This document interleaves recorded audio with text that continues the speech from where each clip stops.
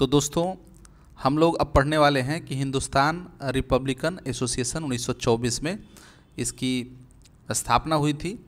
तो अक्टूबर 1924 में समस्त क्रांतिकारी दलों का कानपुर में एक सम्मेलन बुलाया गया, जिसमें सचिंद्रनाथ सान्याल, योगेश चटर्जी व राम प्रसाद बिस्मिल जैसे पुराने क्रांतिकारी नेताओं तथा भगत सिंह, शिव वर्मा, सुखदेव, भगवती चरण वोहरा, चंद्रशेखर आज़ाद जैसे युवा क्रांतिकारियों ने भाग लिया। 1924 में हिंदुस्तान रिपब्लिकन एसोसिएशन का कानपुर में गठन हुआ तथा बंगाल, बिहार, उत्तर प्रदेश, पंजाब एवं मद्रास आदि प्रांतों में इसकी शाखाएं स्थापित की गई। इन संस्था के 3 मुख्य आदर्श निम्नलिखित थे। पहला कि भारतीय जनता में गांधी जी की अहिंसावादी नीतियों के प्रति निरर्थकता की भावना उत्पन्न करना तथा सशस्त्र क्रांति के माध्यम से औपनिवेशिक सत्ता को उखाड़ फेंकना। पूर्ण स्वतंत्रता प्राप्ति हेतु प्रत्यक्ष कार्रवाई तथा क्रांति की आवश्यकता का प्रदर्शन करना। और तीसरा, अंग्रेजी साम्राज्यवाद के स्थान पर समाजवादी विचारधारा से प्रेरित भारत में संघीय गणतंत्र संयुक्त राज्य भारत की स्थापना करना। तो ये था हिंदुस्तान रिपब्लिकन एसोसिएशन। अब क्या है कि आगे हम देखते हैं कि इसी संस्था के द्वारा जो है ये काकोरी कांड से संबंधित है। तो देखें 9 अगस्त 1925 को यह काकोरी कांड हुआ। क्या है इसे देखते हैं। हिंदुस्तान रिपब्लिकन एसोसिएशन के क्रांतिकारियों ने 9 अगस्त 1925 को सहारनपुर लखनऊ लाइन पर काकोरी जाने वाली 8 डाउन ट्रेन जो मालगाड़ी थी को सफलतापूर्वक लूट लिया। इस संबंध में क्रांतिकारियों को गिरफ्तार करके काकोरी षड्यंत्र केस के तहत मुकदमा चलाया गया। इसमें से 17 लोगों को लंबी सजा, 4 को आजीवन कारावास एवं राम प्रसाद बिस्मिल, अशफाक उल्ला खान, रोशन सिंह तथा राजेंद्र लाहिरी को क्रमशः गोरखपुर, फैज़ाबाद, नैनी तथा गोंडा में फांसी दे दी गई।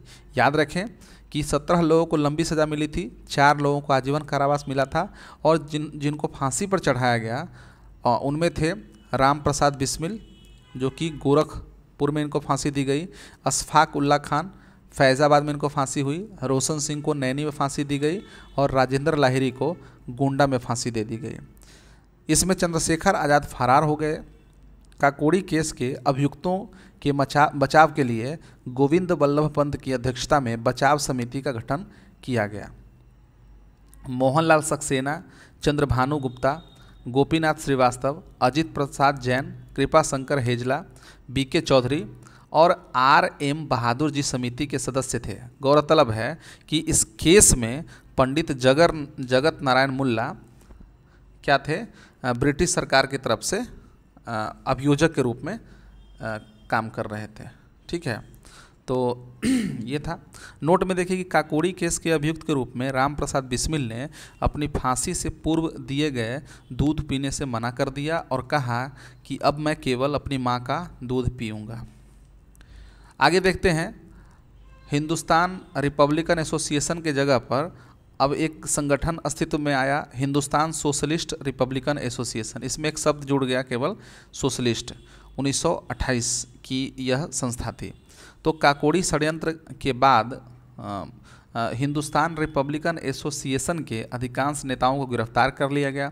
एकमात्र बचे हुए सदस्य चंद्रशेखर आज़ाद के नेतृत्व में क्रांतिकारियों ने एक नए दल का गठन किया। चंद्रशेखर आज़ाद ने दिल्ली के फिरोज शाह कोटला में हिंदुस्तान सोशलिस्ट रिपब्लिकन एसोसिएशन की स्थापना की। इसका उद्देश्य भारत में समाजवादी गणतंत्रवादी राज्य की स्थापना करना था।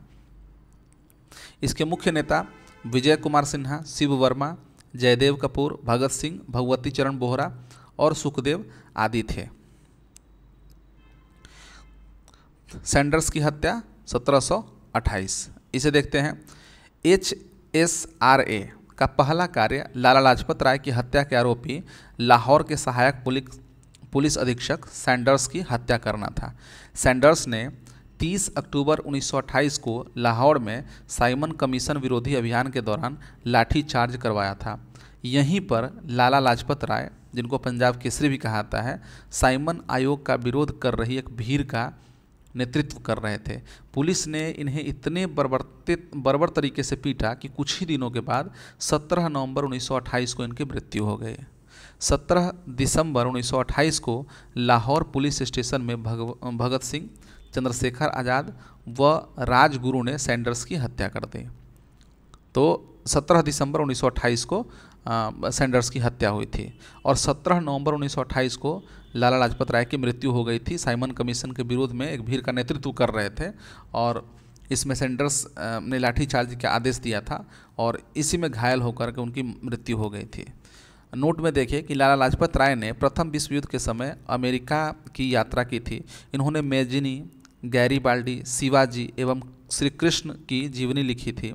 लाला Lajpat Rai all India trade union congress AITUC के प्रथम अध्यक्ष भी रहे थे तथा वे केंद्रीय सभा के सदस्य भी निर्वाचित हुए थे। अब अगला कदम देखते हैं HSRA का।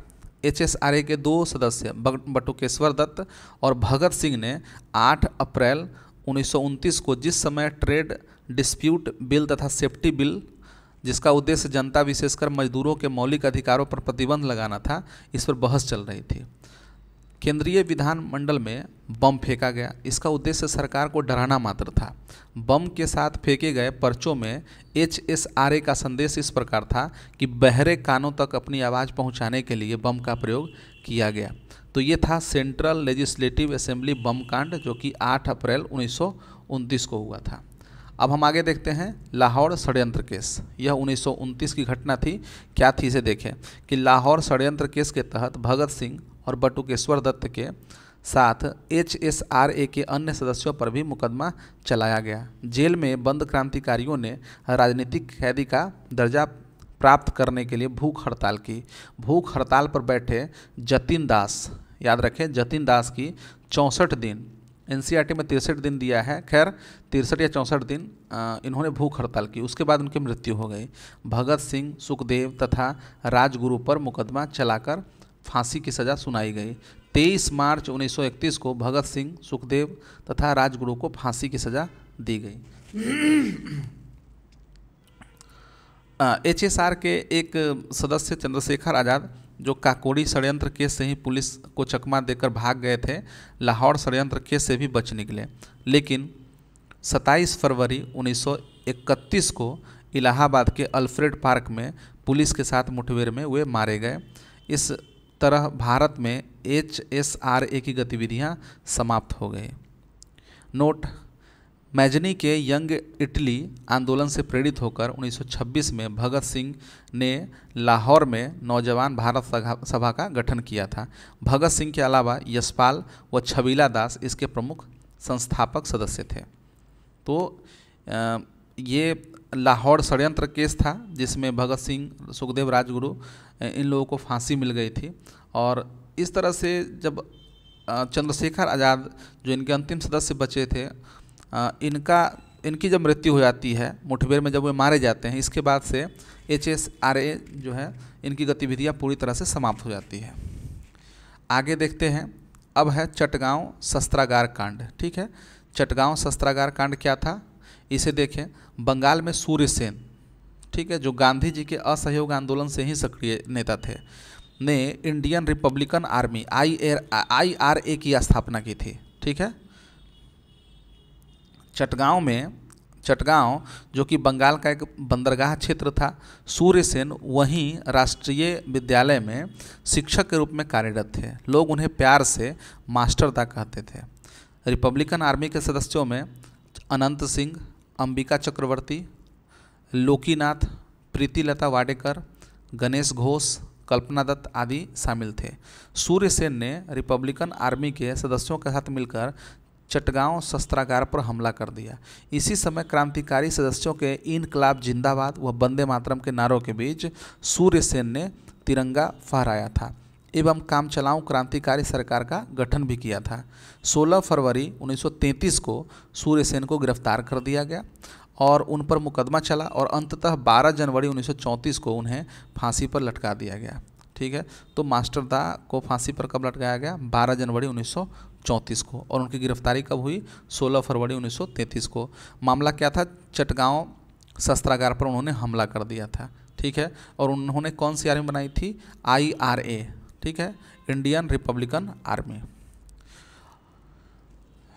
क्रांतिकारी आंदोलन के द्वितीय चरण में बंगाल की महिलाओं की भागीदारी रही। आप देख रहे हैं इसमें कुछ महिलाओं का नाम देखें और इन्होंने जो जो कारनामे किए उनको भी आप देखें। तो पहला नाम जो आता है वो प्रीति लता वाडेकर की चटगांव के रेलवे इंस्टीट्यूट पर छापा मारते समय इनकी मृत्यु हो गई थी, प्रीति लता वाडेकर की। ठीक है, कल्पना दत्त का नाम देखें तो कल्पना दत्त को सूर्य सेन के साथ गिरफ्तार करके आजीवन कारावास की सज़ा दे दी गई थी। दिसंबर 1931 में सुनीति चौधरी तथा शांति घोष, नाम याद रखें, सुनीति चौधरी और शांति घोष ने गोली मारकर एक जिलाधिकारी की हत्या कर दी थी। ठीक है, फरवरी 1932 में बीना दास, ठीक है, बीना दास ने दीक्षांत समारोह के दौरान उपाधि ग्रहण करते समय गवर्नर को गोली मार दी थी।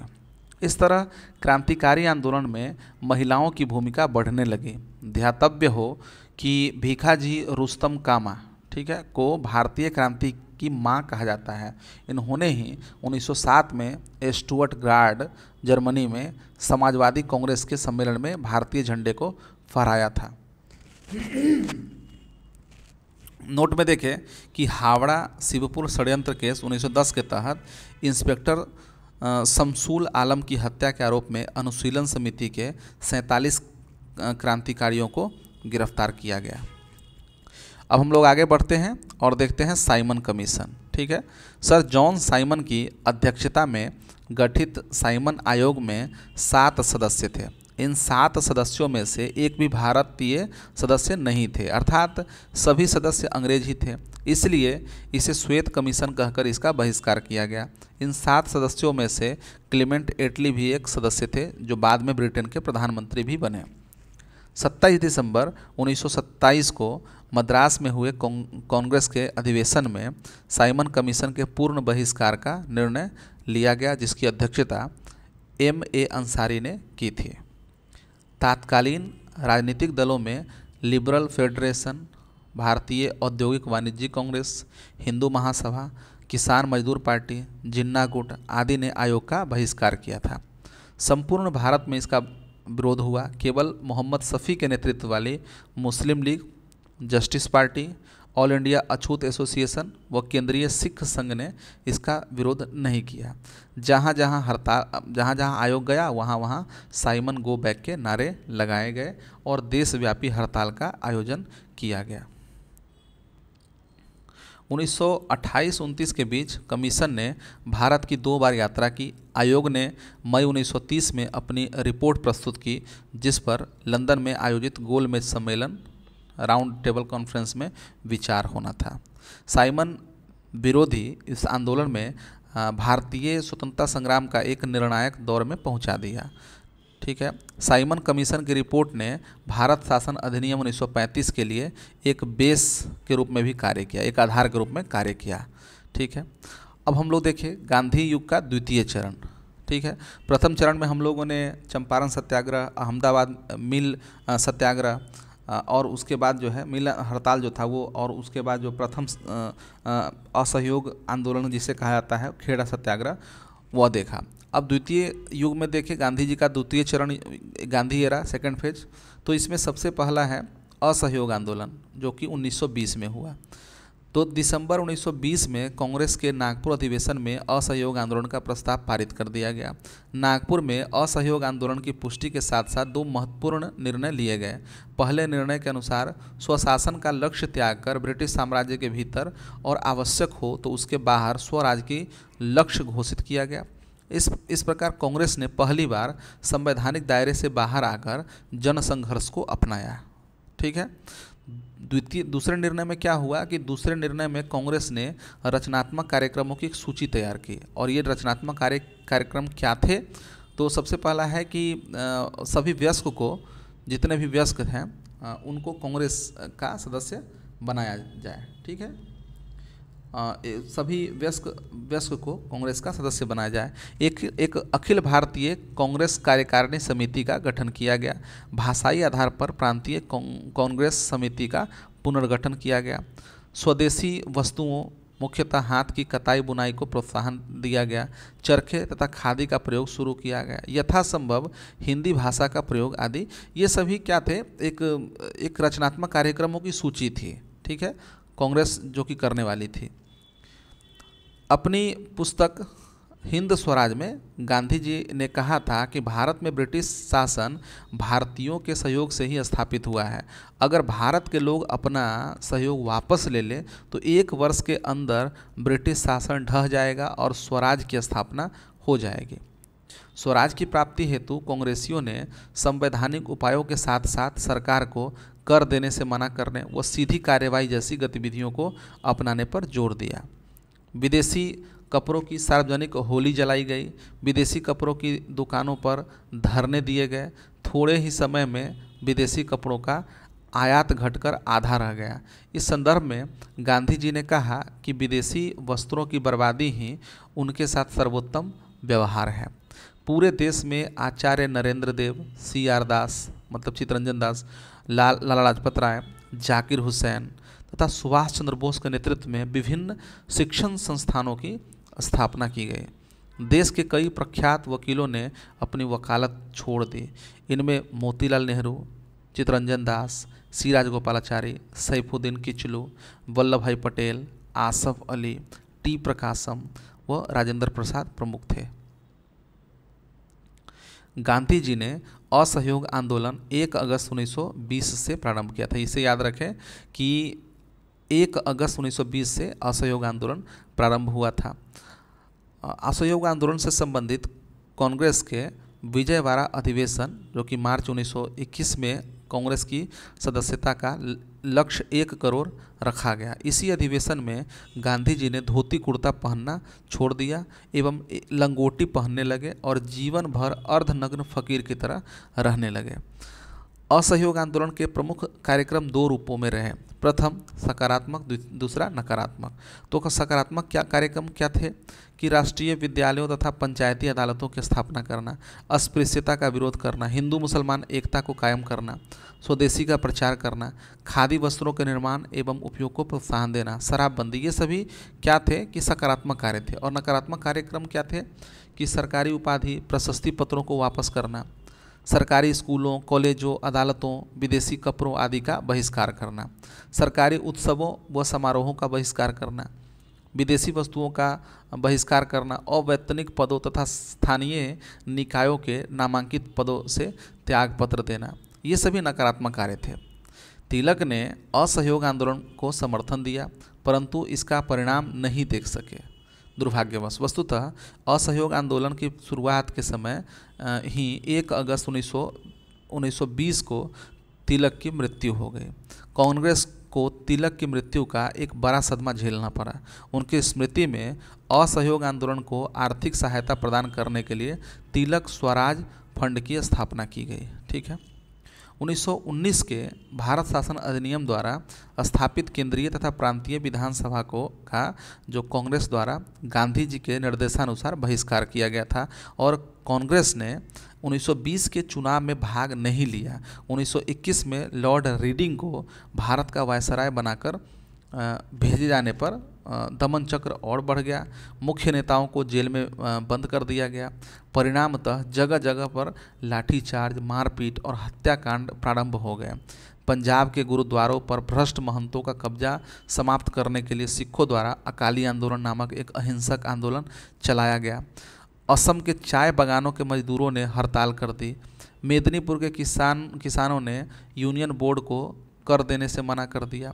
उत्तरी केरल के मालाबार क्षेत्र में मोपला कहे जाने वाले मुस्लिम किसानों ने शक्तिशाली जमींदारों के विरुद्ध आंदोलन शुरू कर दिया तथा आंध्र प्रदेश में वन कानून के खिलाफ आंदोलन चलाया गया। तो ये सभी असहयोग आंदोलन के प्रभाव थे।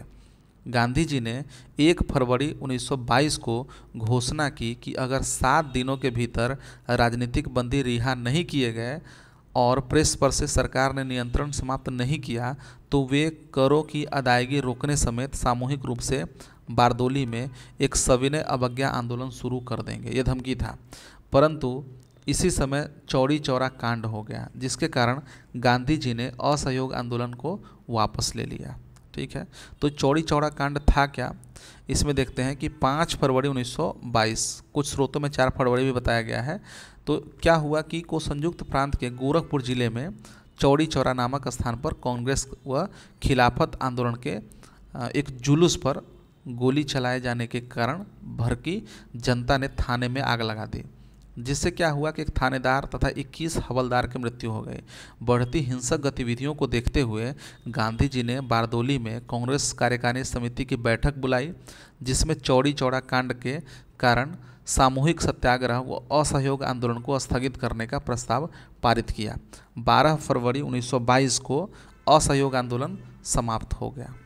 ठीक है, तो ये घटना घटी थी 5 फरवरी को, और 12 फरवरी को असहयोग आंदोलन समाप्त हो गया।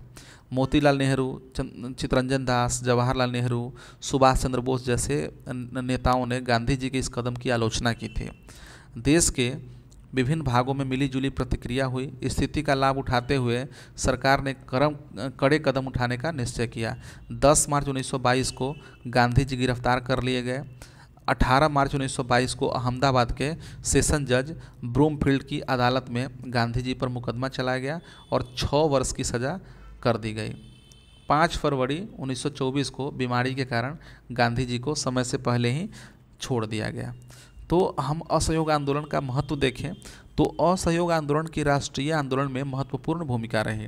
इसने राष्ट्रीय आंदोलन को जन आंदोलन में परिवर्तित कर दिया। आंदोलन ने देश को स्वतंत्रता की ओर अग्रसर किया। लोगों में निर्भीकता व उत्साह का संचार हुआ। जनता को अपनी वास्तविक शक्ति का आभास हुआ और आगे चलकर ऐसे ही तरीकों से स्वतंत्रता प्राप्त की जा सके। तो ये था असहयोग आंदोलन।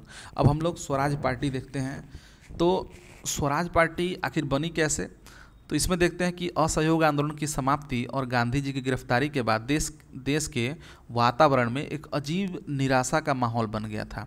ऐसी स्थिति में मोतीलाल नेहरू और चित्तरंजन दास ने एक नई विचारधारा को जन्म दिया। कांग्रेस ने विधानमंडलों के भीतर प्रवेश करके अंदर से लड़ाई का विचार प्रस्तुत किया तथा 1923 के चुनावों के माध्यम से विधानमंडल में पहुंचने की योजना बनाई। 1922 में कांग्रेस के गया अधिवेशन में बहुमत के साथ इस योजना को अस्वीकार कर दिया गया। CR दास ने कांग्रेस की अध्यक्षता से त्यागपत्र दे दिया और एक नई पार्टी कांग्रेस खिलाफत स्वराज पार्टी के गठन की घोषणा की। इसी पार्टी को बाद में स्वराज पार्टी, ठीक है, मार्च 1923, ठीक है, NCERT में दिसंबर 1922 दिया है, तो स्वराज पार्टी के नाम से जाना जाने लगा। CR दास इसके अध्यक्ष व मोतीलाल नेहरू इसके महासचिव थे।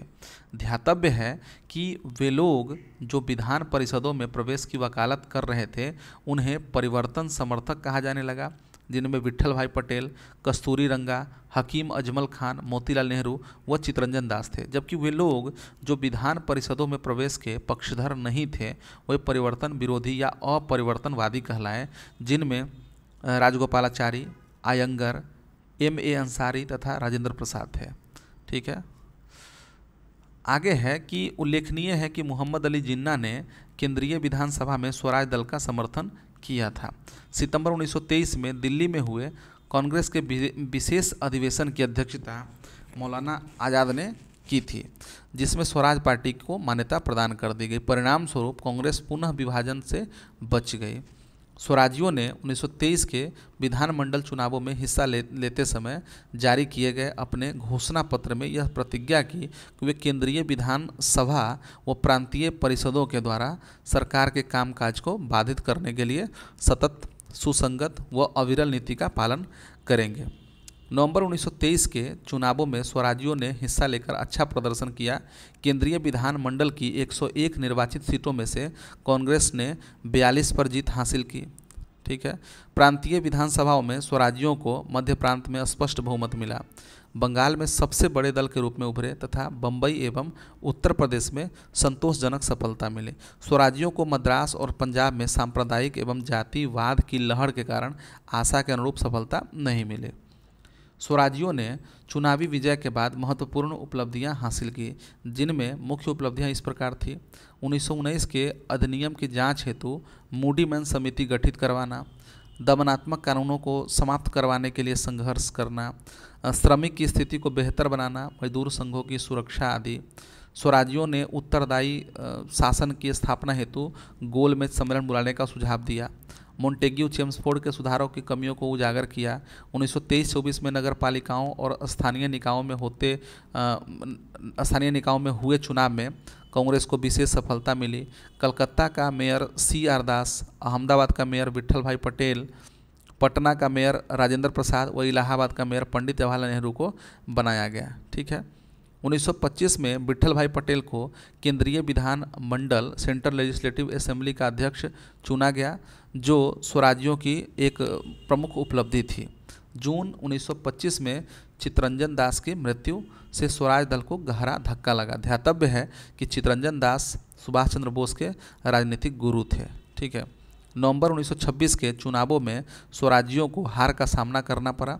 लाहौर अधिवेशन में पारित प्रस्तावों और सविनय अवज्ञा आंदोलन छिड़ जाने के कारण 1930 में स्वराज्यों ने विधानमंडल का दामन छोड़ दिया। इस प्रकार स्वराज पार्टी का अंत हो गया 1930 में। अब हम लोग देखते हैं कि गांधी दास पैक्ट ये क्या था। तो नवंबर 1924 में गांधी, C.R. दास और मोतीलाल नेहरू ने एक संयुक्त वक्तव्य दिया जो गांधी दास पैक्ट के नाम से जाना जाता है। इसकी मुख्य बातों में विधानसभा के भीतर स्वराज पार्टियों को कांग्रेस के नाम तथा इसके अभिन्न अंग के रूप में कार्य करने का अधिकार प्रदान किया गया। इस एक्ट की दूसरी विशेषता यह थी कि इसमें यह कहा गया कि असहयोग अब राष्ट्रीय कार्यक्रम नहीं रहेगा। इसके अतिरिक्त ऑल इंडिया स्पिनर्स एसोसिएशन को संगठित करने तथा चरखे व करघे का प्रचार प्रसार करने की जिम्मेदारी गांधी जी को सौंपी गई। इस पैक्ट की प्रमुख बातों की पुष्टि 1924 के बेलगांव अधिवेशन में की गई, जिसकी अध्यक्षता गांधी जी ने की। तो याद है कि 1924 का जो बेलगांव अधिवेशन कांग्रेस अधिवेशन हुआ था, इसकी अध्यक्षता किसने की थी? तो गांधी जी ने, और ये एकमात्र अध्यक्षता गांधी जी ने की थी। अन्य राजनीतिक दल एवं आंदोलन 1922 से 27 के बीच में देखें तो इसमें इंडियन लिबरल फेडरेशन 1919 में कुछ उदारवादी नेताओं ने सुरेंद्रनाथ बनर्जी के नेतृत्व में भारतीय राष्ट्रीय कांग्रेस से पृथक होकर इंडियन लिबरल फेडरेशन यानी कि भारतीय उदार संघ का गठन किया था। इस संघ की स्थापना में तेज बहादुर सप्रू, ठीक है, M.R. जयकर, V.S. श्रीनिवास शास्त्री ने महत्वपूर्ण भूमिका निभाई। तेज बहादुर सप्रू इस अखिल भारतीय उदार संघ के अध्यक्ष थे।